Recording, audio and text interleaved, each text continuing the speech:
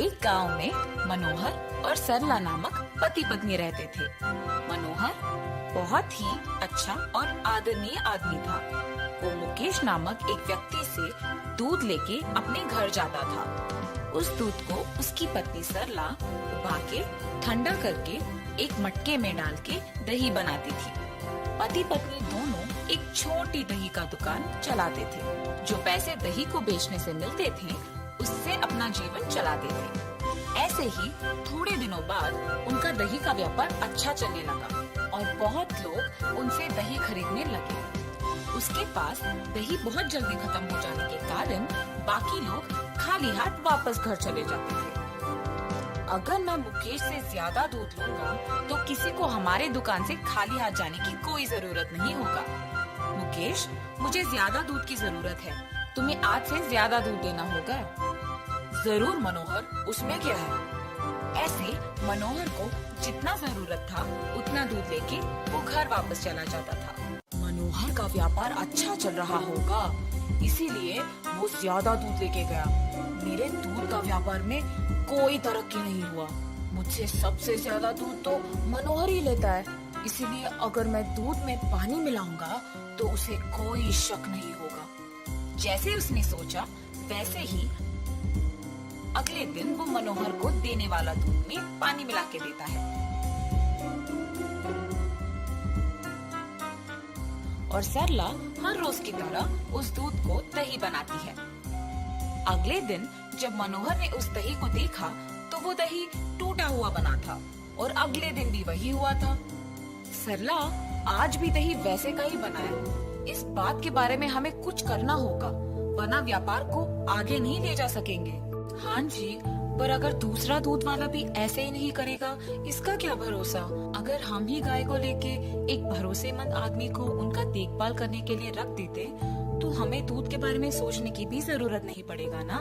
सही सोच है सरला, बिल्कुल करेंगे। मैं कह देता हूँ उसे कि हमें अब दूध नहीं चाहिए। और उनके योजना के अनुसार वो दोनों गाय को लेकर एक भरोसेमंद आदमी को उनकी देखभाल के लिए रखते हैं। और मनोहर ये बात मुकेश को कहने के लिए निकल पड़ता है। मुकेश, मुकेश! अरे मनोहर, इस वक्त पे क्यों आए हो?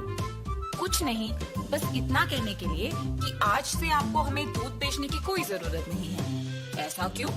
क्यों नहीं चाहिए दूध तुमको अब से? क्योंकि अब हमारे पास गाय है और उनके लिए एक रखवाला भी है। ऐसे कहकर मुकेश वहाँ से चला जाता है।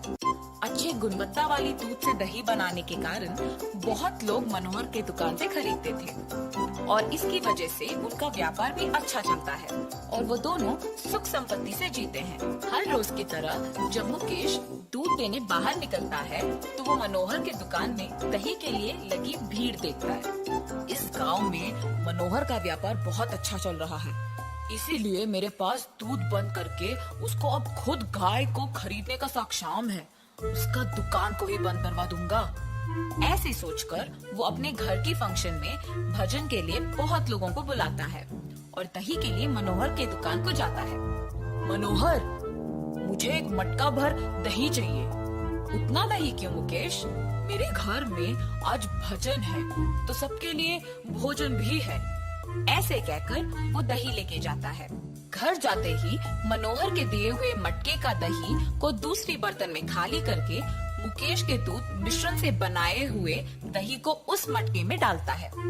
उसी दही को भोजन में सबको परोसता है। वो खाने के कुछ ही समय में सबको पेट दर्द करना शुरू हो जाता है और उसी समय पे गांव के जमींदार भी वहाँ आते हैं। सबको दर्द से तड़पते देख पूछते हैं, क्यों तुम सब ऐसे तड़प रहे हो? क्या हुआ? जब से यहाँ का दही खाया है तब से ऐसे ही तड़प रहे हैं। मुकेश, दही में क्या मिलाया तुमने? वो खा के ऐसे क्यों तड़प रहे हैं सब? प्रभु, मुझे कुछ नहीं पता। ये दही मैं मनोहर से खरीद लाया। सैनिकों, तुरंत मनोहर को मेरे पास लाओ। जी प्रभु। जमींदार के आज्ञा के अनुसार सैनिक मनोहर को उनके पास लेके आते हैं। मनोहर के साथ साथ उसकी पत्नी भी उसके पीछे जमींदार के पास आ पहुंचती है। क्या तुमने मुकेश को ये दही बेचा? जी प्रभु। तुम्हारे बेचे हुए दही के वजह से यहाँ सब दर्द के मारे तड़प रहे हैं। तुमने इसमें क्या मिलाया? मैंने आज बहुत लोगों को यही दही बेचा है, उनको कुछ नहीं हुआ। मैं दही में कुछ नहीं मिलाया प्रभु, मुझे पता नहीं ये कैसे हुआ। जमींदार मनोहर को बंदी घर में बंद करने की आज्ञा देते हैं और सैनिक उसे ले जाते हैं। ये कैसे हो सकता है? हमने तो कुछ नहीं किया। क्या इसमें मुकेश का हाथ है? ऐसे सोच ही रही थी कि उसके सामने से मुकेश अपने घर जा रहा होता है। अगर मैं मुकेश के पीछे चलूं तो शायद कुछ पता चलेगा और इस समस्या का हल मिलेगा। और वो मुकेश का पीछा करती है। मुकेश घर जाके अपनी पत्नी को मनोहर के साथ किया हुआ बताता है।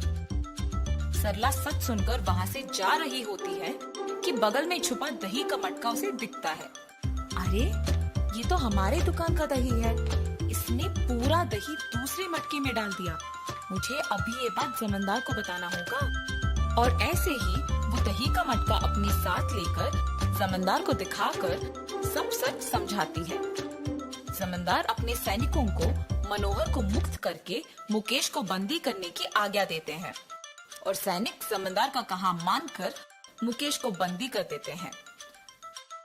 मनोहर का व्यापार मुझसे भी अच्छा चलने की ईर्ष्या से मैंने उसके दुकान को बंद करवाने का योजना बनाया और उसके बजाय खुद मेरा दूध का व्यापार खो के यहाँ बंदी हो गया। ऐसे उसको अपनी गलती का एहसास होता है। अपनी पत्नी की होशियारी और बुद्धि से मनोहर को बचाने के लिए वो बहुत खुश होता है और दोनों हमेशा की तरह अपना दही का व्यापार खुशी से करते हैं।